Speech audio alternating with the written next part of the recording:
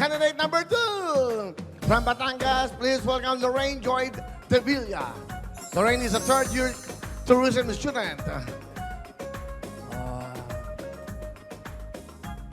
Hello, Lorraine. Say hello to everybody. Hi, Will. Binabati ko po lahat ng nanonood ngayon and syempre po sa family ko sa San Juan, Batangas. And dito din po sa Manila, thank you po sa love and support na binibigay niyo po sa akin all the time na nagjo-join po ako sa competitions. Talagang feel na feel ko po yun kasi messages pa lang po, Will, talagang inuulan na ako ng good luck, ayan, ng wishes po na manalo. And all I can say is I'll do my best and sobrang in-enjoy ko po yung pagiging contestant po dito sa Miss Lux White. So, sa lahat po ng taga Batangas, San Juan, Batangas, mga Batanggenyos out there, andina na ako sa Wawawin. Alright. Are you still studying? Yes po, I'm currently studying at STI College Top, taking up Bachelor of Science in Tourism Management. What is your dream in life? I want to be a flight attendant po kasi kung sa iba po gusto nilang mabayaran or magbayad to travel or to pay to travel, gusto ko po na to be paid to travel. Okay. So that's your dream. Tapos ikaw ay mahilig manahi.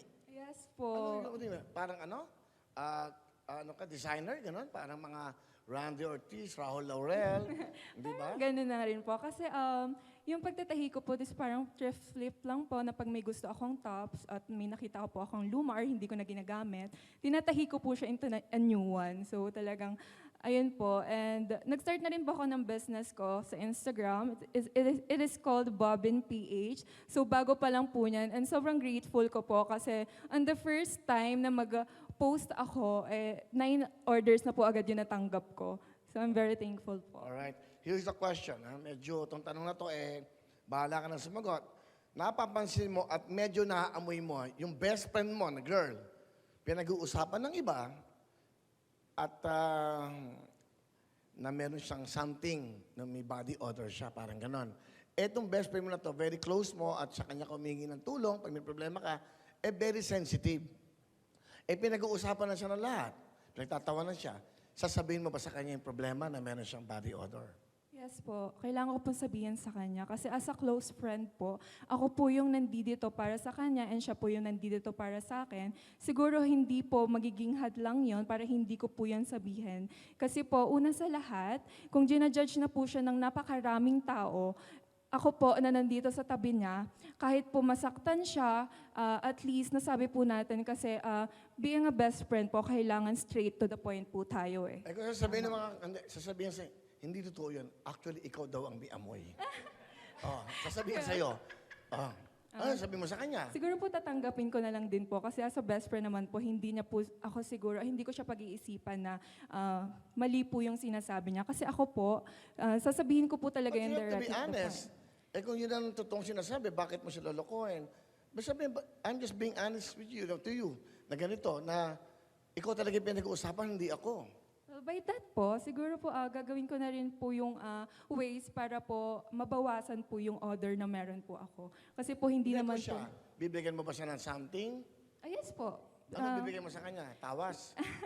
Siguro po mga ganon and I'll tell her na kailangan mo maligo ng ganitong kadaming beses or ganyan para mawala po. Sabihin, kaya hindi yung crime mo. O pinag-uusapan, uy, alam mo ba yung friend mo, ha? Naku, lumalayo yung mga guys kasi ganito. O ano?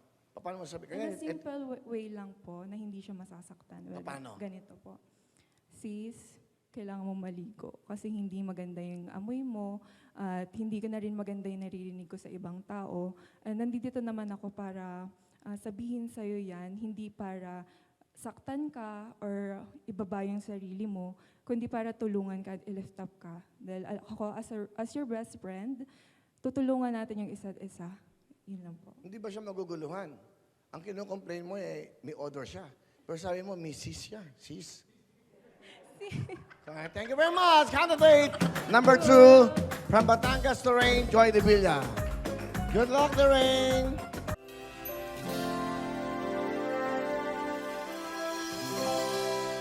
Hello mga kapuso! Ako po si Ipon. Minabati ko unang-una dyan mga kaipo natin, mga kaskwami ko dyan. Nagustuhan nyo ba ang video na to? Marami pa kaming inanda para sa inyo. Mag-subscribe lang sa Wowin YouTube channel. Tsaka, don't forget to hit the, the bell button para lagi kang updated. Yun lang!